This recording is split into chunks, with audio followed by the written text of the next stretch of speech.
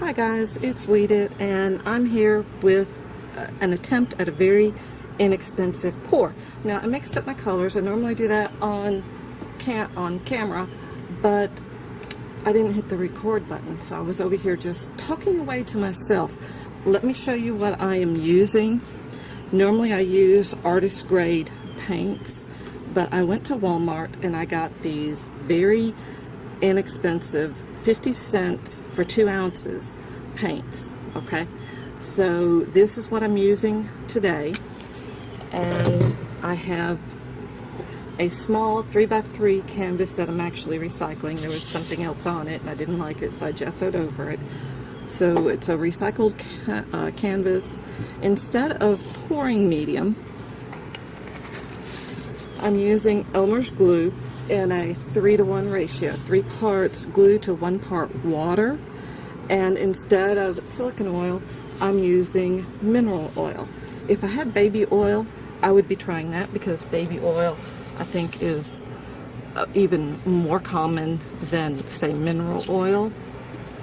So yeah, I'm trying to figure out how to do these pours as inexpensively as possible. And I do want to go over one thing with the colors.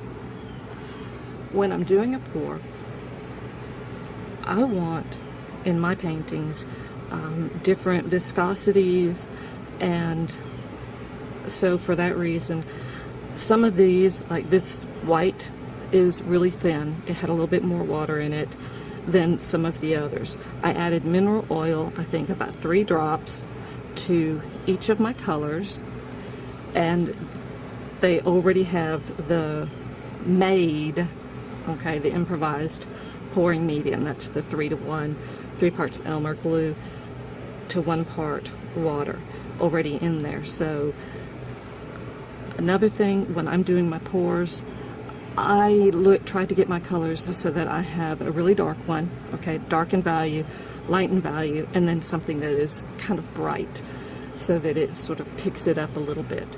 And I generally have a base, okay, oftentimes it's white, but it could be any color that I use as a base.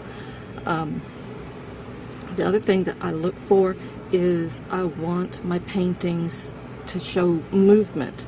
So a lot of times I don't bother torching them. If I'm getting cells, or I think I might get cells, I don't torch it to bring out more cells, because I want some area with cells and some area without. I want a nice fluid look to it. So it's not about how many cells I can get, or if I do take a torch to it, I take it only in certain areas. The one thing using this glue, the painting is going to appear cloudy and then should dry clearer. So it's going to be, I'm thinking that the results are going to look very different than the pour looks when it is drying, okay? So, and of course I tried to include the results in this video.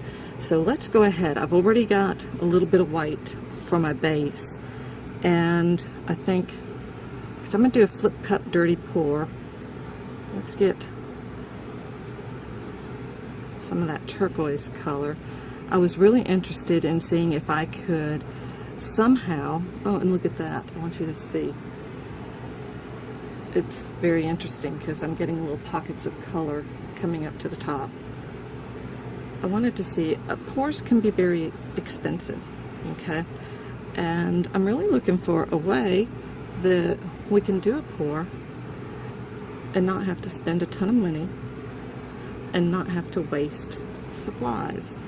And then I think I'm going to come in and pour a little bit more of this into that yellow. Okay. Alright, now flip cup.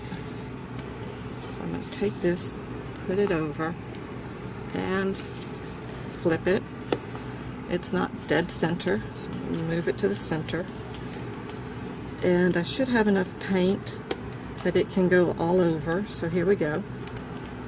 Yeah, here we go, there we go.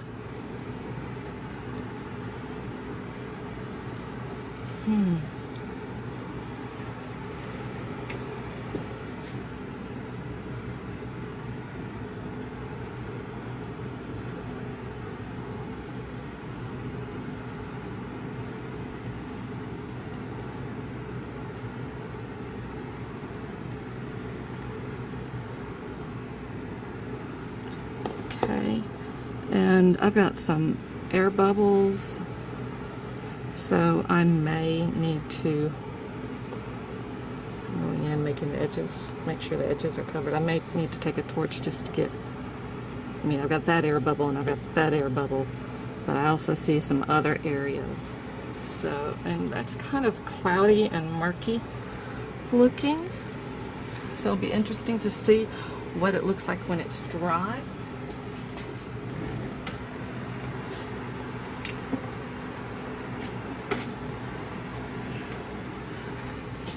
I probably just got paint all over my studio because I had my gloves on and moved my chair and everything else. I tried to wipe them off, but that hissing sound is, I'm reloading my butane torch, and the torch and I fight.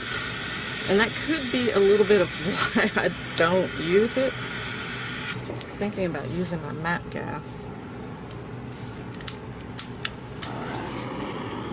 Okay, popping the bubbles, and okay, I am getting cells, I see that, but there we go. I don't want to I said there we go, that means turn off. There we go. I'm gonna pull this up so maybe you can see. This is actually rather pretty. And one of the things that I like and that I look for in my pours is not just cells, but movement. I want it to have a sense of movement. So sometimes I really don't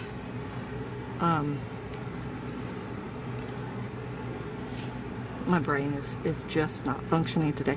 So sometimes I torched it all over to try and get rid of air bubbles.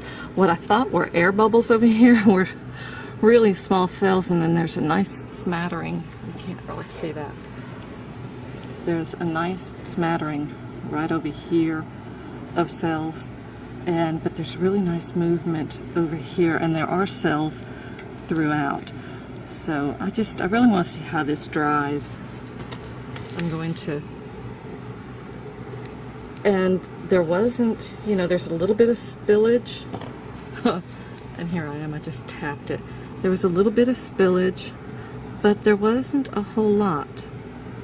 So if you can sort of match, the size cup that you're using to your canvas, like I'm using little condiment cups basically, and a full one of those covers this 3x3 very nicely, so I'm not getting a whole lot of waste. What I do, and the more I look, the more this is coming up with little weird cells. Yeah, I really want to see what this looks like when it dries.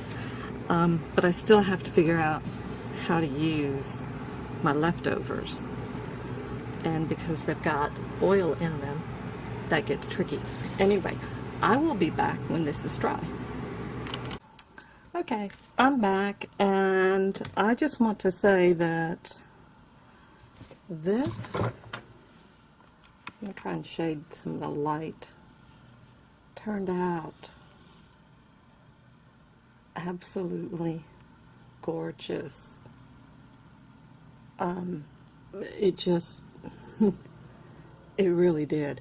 There's a ton of lacing inside these cells. I don't know if you can see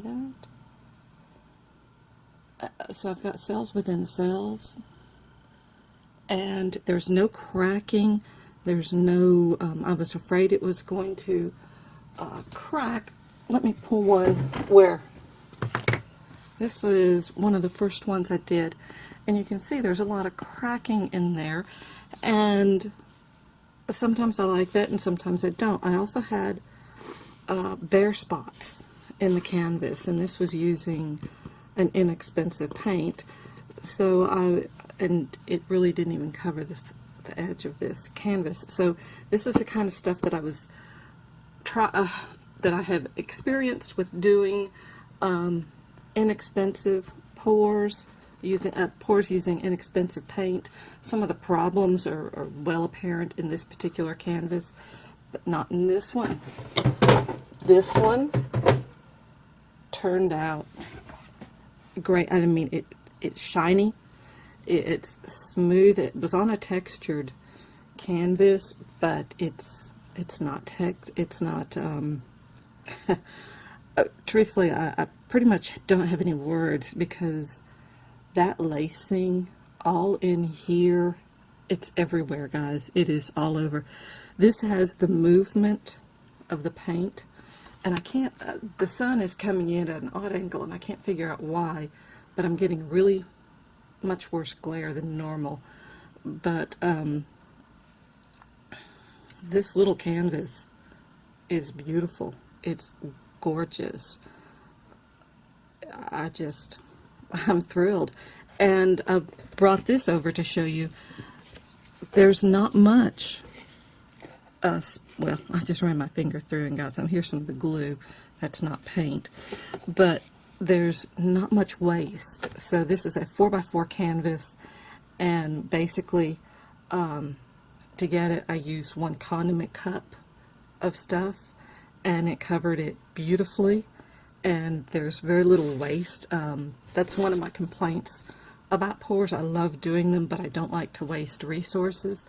And my other concern with them, for me, is that they're expensive. But look how well it's blended over here and in here. The colors have blended, and it's a very soft look.